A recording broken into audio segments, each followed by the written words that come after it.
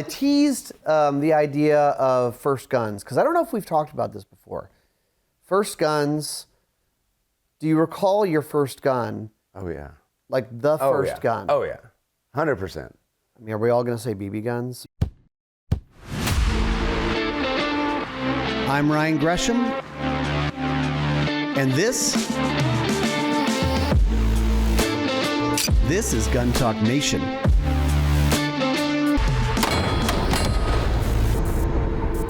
Gun Talk Nation is brought to you by Range Ready, Guns and Gear, Safariland, and Hodgdon.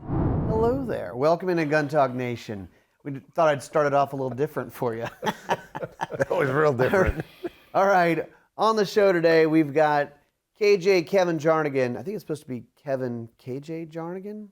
Yeah, that's where he writes it. He works here at Gun Talk. Chris Cerino, he also works here at Gun Talk. And you guys, you're listening to this. It probably is not going to sound much different, but it looks so much different.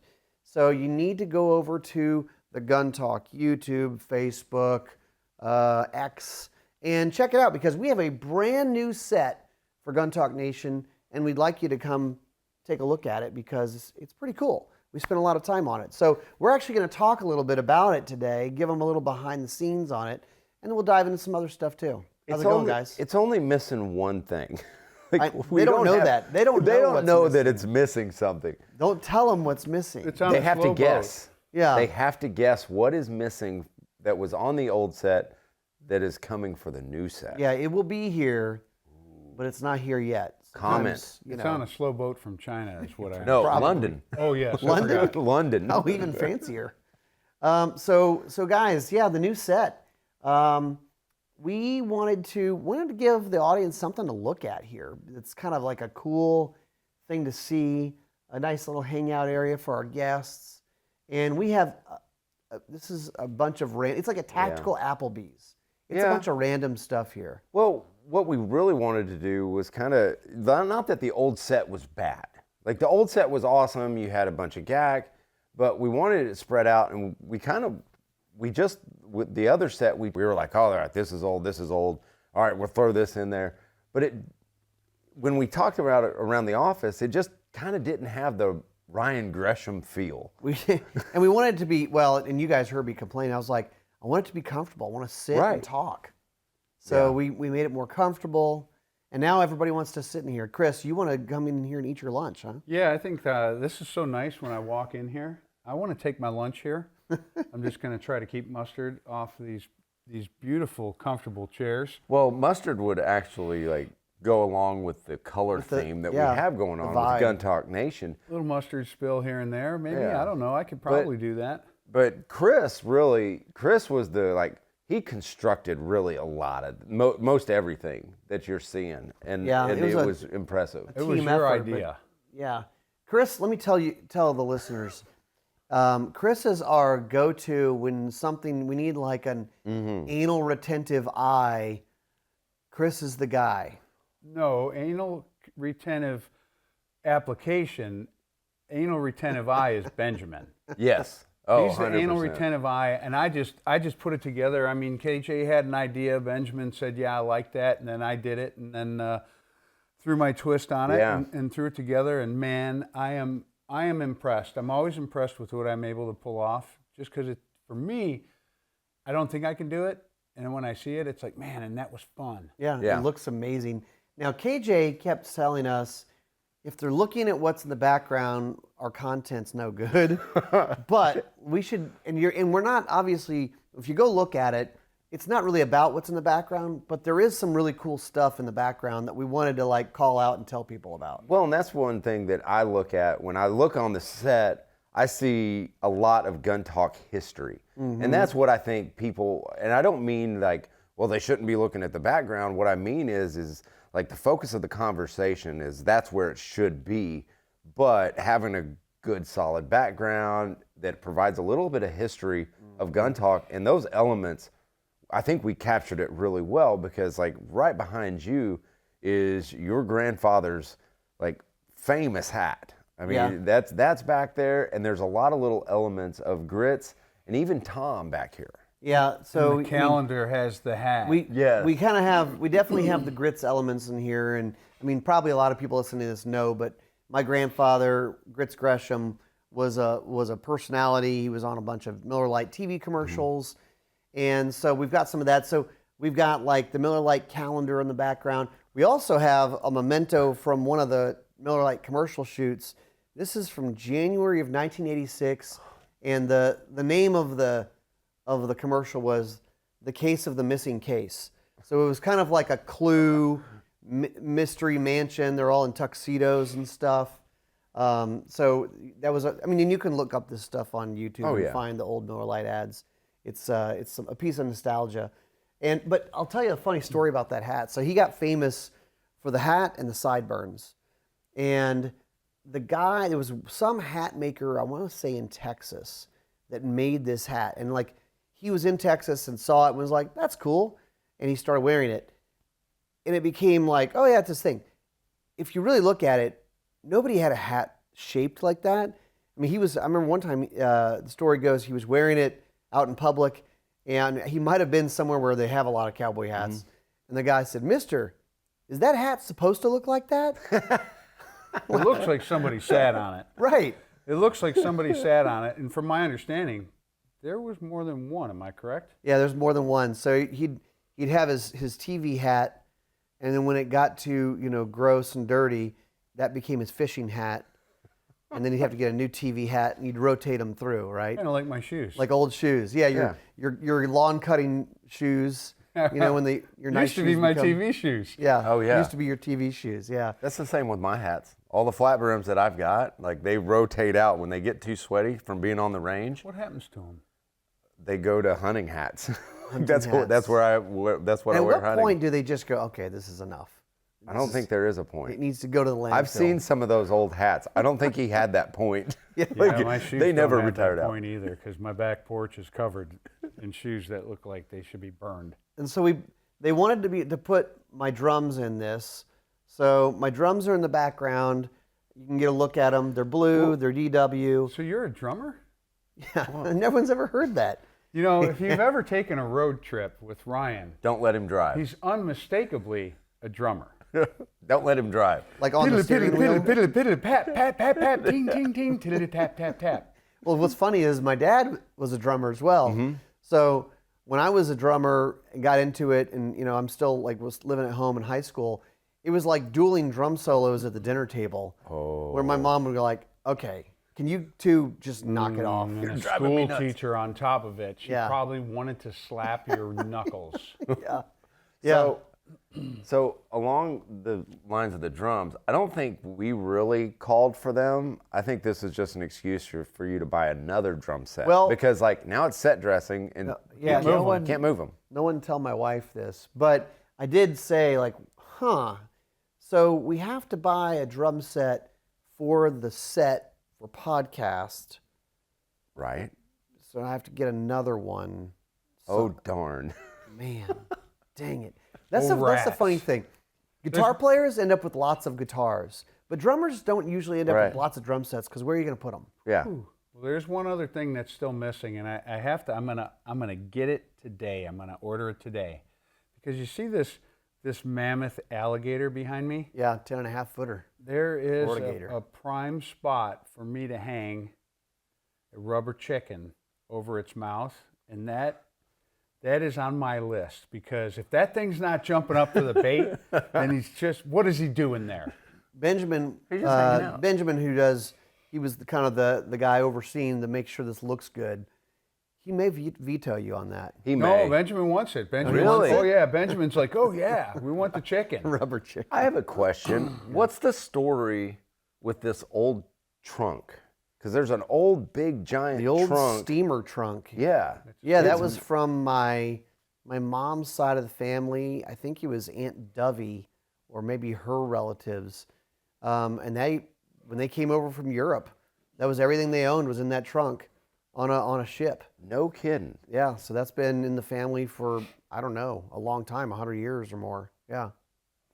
The old steamer I'm trunk. glad I didn't break it moving it in here. And speaking of Tom, I have to say that there is an ever-growing remarkable resemblance to Grits as Tom is getting older, and I look at some of these pictures with Grits. Oh my God, it's Tom with sideburns. Yeah. Tom should start growing his sideburns out. I think we should lobby for that. Okay, we'll start Maybe an online poll. Online thing, a movement. Listen, I did the mustache thing for a couple months. Thank God that's over. I know. Jeez. Man, when I put a hat on, I look more like Jerry Mitchell than I look like anything.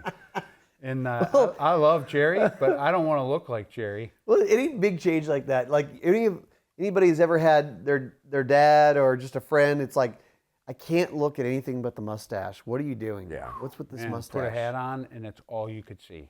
Or if somebody's always had a beard and then they shave the beard off, you're going like, what in the heck just happened? Oh, yeah. We also have, because, you end up with really weird gun things over the years. For some reason, we have a few cases of linked 50 cal, 50 BMG. I don't know why we have it, but we have it. I don't know where it came from. I think The back Tom room Gresham's. is where we got it from. Tom Gresham's fault. I blame it on Tom. Yeah. 100%. That's Well, who I would blame it on. guys, people are buying guns. We've got new adjusted NICS checks. We're going to talk about that. We're also going to talk about first guns and all that right after the break. You know Hodgdon. They're the gunpowder people. Let's talk about Hodgdon CFE Black, or BLK, actually. It's a spherical propellant. It's designed specifically for the 300 Blackout cartridge. It also includes their CFE, their copper fouling eraser ingredient. Top accuracy with less barrel cleaning time. We can all like that. It's also great for other smaller capacity cartridges like the 6.8 Remington, the 7.62 by 39 Russian cartridge. But check it out. It's from Hodgdon. It's the CFE Black BLK over at Hodgdon.com. We can all improve on our shooting. And we have Range Ready Studios where we teach people how to shoot even gooder. Some people say better. I say gooder. RangeReadyStudios.com. We have pistol classes. We have rifle classes. We can help you become the best shooter possible.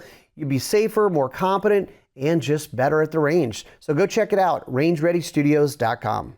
A new season of Guns and Gear is on the air.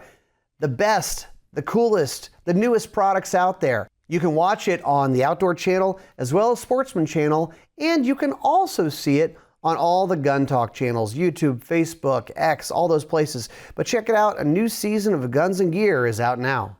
Safariland's latest upgrade to its award-winning inside the waistband holster, the Incog X Cordura wrapped holster. This is engineered for low-profile, everyday carry that doesn't compromise on performance. It's available in multicam, black multicam, and M81 woodland camo. Designed for optics-ready pistols, the clip strut system adds concealability by pushing the grip of your firearm closer to the body, ideal for appendix carry under light clothing. It has adjustable retention and cant, so you can fine-tune your draw. It has an attached mag caddy that comes standard. It's not just tactical, it's tailored. New from Safariland, the Incog X Cordura wrapped holster. So welcome back. Yeah, you guys go check it out. We do record this as a video, and this is kind of turning into more of a talk show than a podcast. It's a podcast talk show. It's a talk podcast show, and they can go watch it. A pod show. It's a pod show. Ooh. Tim. Well, that's why Tim. that's why I wore a visually stimulating shirt. Yeah, we won't tell them what's on the shirt. So if you want to see what's on Chris's shirt, it's fantastic. It's bold and daring. It's Dirty Harry. It's great. So H-A-R-Y. I teased that people were buying guns because if you're out there and you're just listening to this and you kind of like guns, you haven't thought much about whether or not you're buying guns or not buying guns or whatever. But the gun industry is like, yeah, things are a little bit slower than they were in the last couple of years. Dude, in August, NICS background checks, adjusted NICS background checks, almost 1.1 million guns were sold. It is down from last year, but that's a lot of guns. Well, if you spread that across all the companies that are actually making guns, I wonder what that looks like. Because, if you think about it, there's a lot of people that make guns. But most people that are buying guns, the majority are probably from the major manufacturers. Am I correct? Oh, yeah. Would you think that? Oh yeah, very lopsided to Man. all the top 10 brands you think of. Right. That's a lot of guns in a month. Yeah, How do they keep up with that? yeah, they're cranking. And also, here's another thing to understand, that 28 states currently have at least one qualified alternative permit, meaning like when you get to use your concealed carry permit, instead of running a NICS, they don't even run the NICS check. So those don't show up on the NICS check report. Really? You're like, yeah, here's my permit. You don't even need to run it. That's how it is in Louisiana and many other 28 states. Right. So it's probably higher than that, but that's all they got. They got like, well, what are the 23 states that still you require a NICS check every single time? I was going to ask you what adjusted NICS checks mean. Oh gosh. That's what I wanted. That's what I was like, wonder what that means. Like, is that including the 28? All right, here you go. You asked for it. The adjusted NICS data were derived by subtracting out NICS purpose code permit checks and permit rechecks used by states for CCW permit application checks, as well as checks on active CCW permit databases. So there you go. They run a NICS check when you're applying for a CCW permit. They pull that out. They run a NICS check. Sometimes they run it twice. Oh, you got a delay. You got it denied. We're going to run it again. Okay. So they're trying to take that So data out. how much into account do manufacturers look at that data and start hitting the panic button? Oh, big time. If it's down, Yeah. that's all they're looking at. They look at it a lot. I mean, obviously they're looking at their own numbers, right? Yeah. But they're looking at the NICS checks data, which is one data point. It's not perfect. That's kind of what we were saying. Like, okay, 28 states, if you have a permit, they don't need to run a NICS check. Now, I'm pretty sure if you're buying a suppressor, they also run a NICS check, right? Yes. So if there's a run on suppressors, the NICS checks will be up. What do you think, Chris? Well, I don't know. I don't know if they run that because of everything else they do with the fingerprints, but I imagine there's a NICS check that goes into that fingerprint card. You fill out a 4473. Yeah, and you when you're still buying do a that in suppressor. the end. Yeah. But it probably is not twice. It's probably one or the other. So yeah, there's probably one there. And there's definitely a run on suppressors right now. Well, is there a run on suppressors now, or can we expect that in January? Oh, we're gonna. I'm gonna look. More. If you listen to Gun Talk Radio, we're talking about this. Either you're gonna hear it or you just heard it. Talking about this with Jason from Lipsy's, but he makes a really good case for going ahead and buying a suppressor now. Don't wait. He makes a really good case for it because here's the deal, everybody. Yes, the $200 tax stamp, that $200 fee is going away in January. So some people are like, I'm going to wait till January. Well, guess what? The suppressor companies don't want to wait. They don't want to have like almost no sales between now and January. So they said, you know what? We're going to have a $200 rebate or whatever. They're basically kind of eating that cost and saying, don't wait. It's the same now. It'll be the same in January. But what's going to happen if a lot of people wait is ATF is going to get loaded down. And if there's a bunch of people buying, all of a sudden that 48-hour wait time could turn into a 6-month wait time. Which is actually 2 days. Like Joel, who works here with us, Joel just got his last one. He got it in 48 hours or 2 days, whichever you prefer to say. It's almost the same. It is almost exact. It's like 6 of one, 7 of another. But like 48 hours, that's like less than 3 days. Yeah, it's a lot less than 3 days.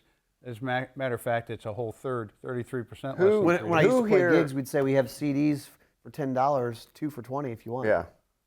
Jeez. Who here remembers, though, the 11-month wait? 11? 12-month. My 12, 18 14. months. I had, 18, I had one that went like 14, 16 months. I don't know when that was, but it was ridiculous. They had to have had one person. Well, I'm in the band camp with It was that KJ. scene from Zootopia with the sloth. Yes. How may I help you today? That's going Sir. fast. Yeah, it's actually much slower in the movie. I'm in the band camp with KJ right now. Gone are the days of me wanting to have a 30 cal can with either direct thread or QD mounts on the variety of rifles I want to use it on, because I am obviously an accuracy-based person, and I do know that, you know, when the suppressor's on there, it threads on a certain way. It threads on, it should go on the same way. If I've got two of the same kind, I've got them marked so I don't use them on different rifles, because I have a feeling it's going to influence my accuracy, okay? Yep. And harmonics. Yep. And at this point, I want one on every gun that I love. Yes. I want one on every hunting gun that I love to hunt with. I want one on every 22. I don't care if I shoot it a lot or not. I'm going to say something crazy to our audience. Uh-oh. You might have enough guns. What? And for now. For now. Oh, I know where you're going with this. Yeah. And let's go ahead, instead of buying like a ninth polymer pistol, perhaps you buy a suppressor. And ammo. Or 3 or 4 of them. And So here's my question. How many guys or gals out there are delaying buying a suppressor because they're like, well, it's not going to take that long to get it in and get it back, and so I'll just wait. And they push off until it's too late, and then it's back up to 6 months or something like that. And I think there's a lot of too long people. for me. Yeah. Oh yeah. Because when I want my suppressor, I want it now. And I will say one more thing, Ryan. I know you want to move on, but I am so averse to shooting guns without suppressors anymore, because we shoot them so much. When you and I go out there, tell me I'm wrong. Oh, yeah. I can't Every say time that. we go out there, it's like, no suppressor for this thing? I know you go, ooh, this is going to be a big boomer. Especially when it's got a muzzle brake or something on it. It is. If you don't have a suppressor, if you haven't experienced suppressors, they are mufflers for your gun. It's a muffler for your gun. Yeah, it's You're great. going to get tired of driving a hot rod car, those droning mufflers, all that stuff. You put a muffler on it, all of a sudden it's like, wow, I enjoy driving this car again. Yeah. It is the same thing with your guns. Yeah. I used to like Back to glass you. packs on my trucks. All right. Well, I teased the idea of first guns, because I don't know if we've talked about this before. First guns. Do you recall your first gun? Oh yeah. Like the first gun? Oh yeah. 100%. I mean, are we all going to say BB guns? Mine's- Maybe let's You go can't beyond say BB guns. you can't say BB. You can't count All right, that. beyond I'll tell BB you, guns. my first gun is right now sitting in my living room, and it goes outside with me every day when I walk the farm. The first gun you ever The bought. first gun. Well, I didn't now we're buy it. talking My about- dad bought it for me. Okay. That's what I was going to What was ask. it? First Because gun it you was my bought, first or gun. first gun No, like, just that was given to like you? a real gun. You could be when you were a teenager and your dad gave it to you or something. But like a real gun. Because I remember the first one I bought, but I also remember this Yeah. one because my dad bought it for me, and I still pack it every day out on the yard. What is it? It's an Ithaca Featherlight 97. They call it 12 gauge? 87. Yeah, 12 gauge. I just had to replace the magazine tube spring in it because, man, it would not push the shells down. It kept jamming up, so I just went in the garage. I was like, yeah, it looks right, and I cut a new spring out of the springs I have. I didn't make made it. I one? have shotgun springs because when you shoot 3-gun, that's all you do is tune shotguns. And I have wheels of springs from Mark Roth and X-Rail and stuff. Yeah. I just put a new spring in it, and it runs like a top, and it's still beautiful. And almost every major scratch on it, I know from where it came and what hunt it was and what rocks I laid it on when getting out of the boat, whatever. Really? What did the spring look like when you pulled out the old one? Straight. It was like It was not curly? No, it was like a noodle. I mean, it's so soft. I saved it. Really? 'Cause it is. Because he saves everything. I do. You never know what you're gonna need. Oh gosh, I might use this one I day. mean, it is a noodle. I mean, Yeah. Chris has I've never seen 7-inch pieces of 2x4.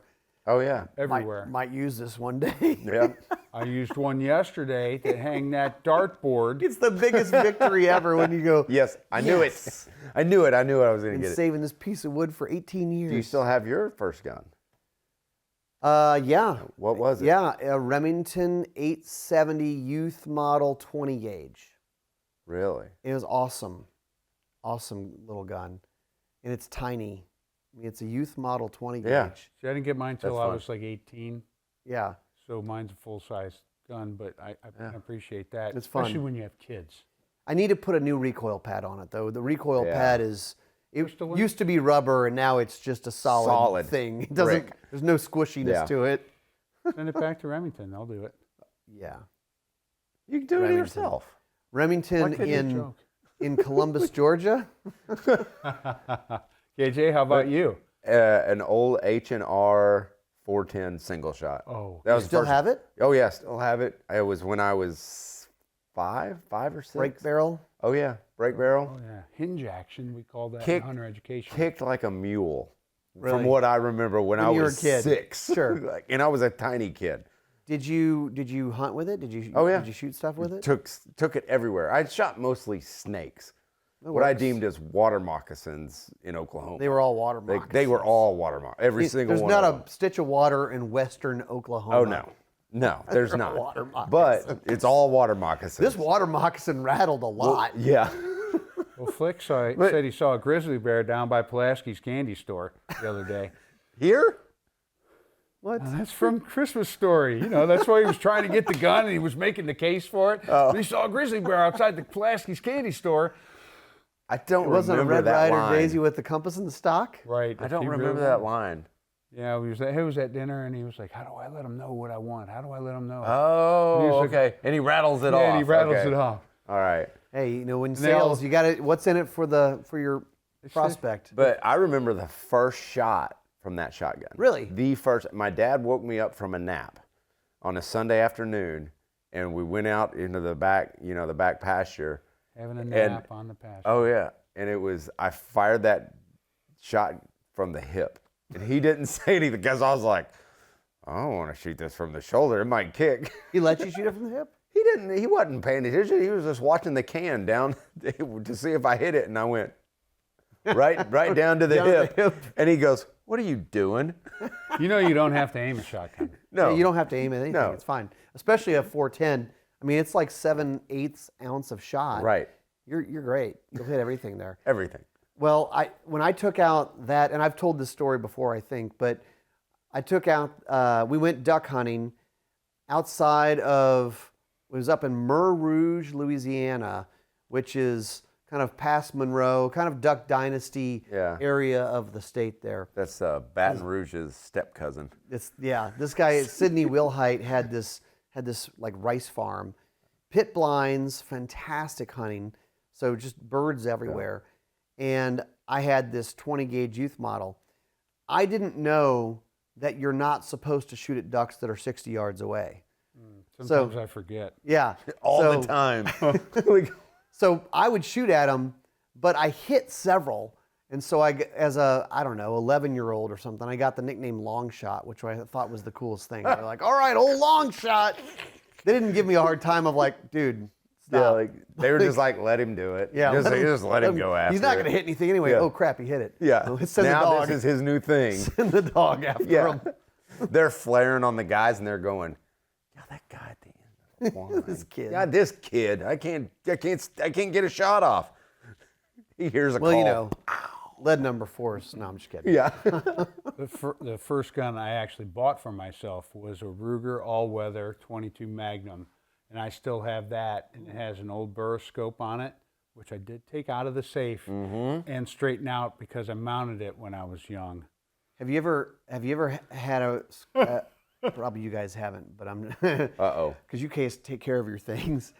Have you ever had a gun that has a scope on it that's been sitting in a safe or in a closet or whatever for so long that front objective lens that's facing to the sky As dust. is just like coated with who knows what? You're like, I need to get out Windex on this thing. More than one. You probably in my shouldn't use AR Windex in my on it. bedroom right now is Yeah. heavily coated. I would say on the it's red guns that are out regularly because everything that's in my safe, like I try to touch it like every year, like I reorganize the safe and that gives me an opportunity to go in and clean everything down, wipe everything down, inspect everything. Right. Like, that's kind of just You my should. process. You should go through everything and wipe it down and maybe make sure there's not a dirt dauber building a nest inside the barrel. Couldn't get You know. my torch to work the other day because the dirt daubers were in it. I was out Yeah. in beehives. Couldn't Yeah. get the torch to light my Look, smoker. everybody, we have a bit of moisture and Yes. all of the bugs in South Louisiana. Oh, yeah. I always say, if you want to find a bug in your house in Louisiana, move something. There's bugs everywhere. lift up a rug, move a chair, Yes. push something aside, and man, you're going to find it. And Yeah. sometimes they're alive still. It is funny because people who are not from here, and they're like, "What? There was a roach in this house," or something like. Not "Yeah, a roach, Louisiana." it's a palmetto bug. It's They're really big. That's a soft sell. It's like a giant roach, right. but we call them Yeah. and a nutria is a swamp rabbit. Yes. Yeah, they're delicious. It's a palmetto bug. There's a difference. My house is not dirty. Yes. Yeah. So I don't know what we're gonna do with this linked 50, but I think we'll just leave it on set because I don't have anything Well, it that's looks gonna cool. shoot that. I have no desire to shoot a 50. I've shot enough of them.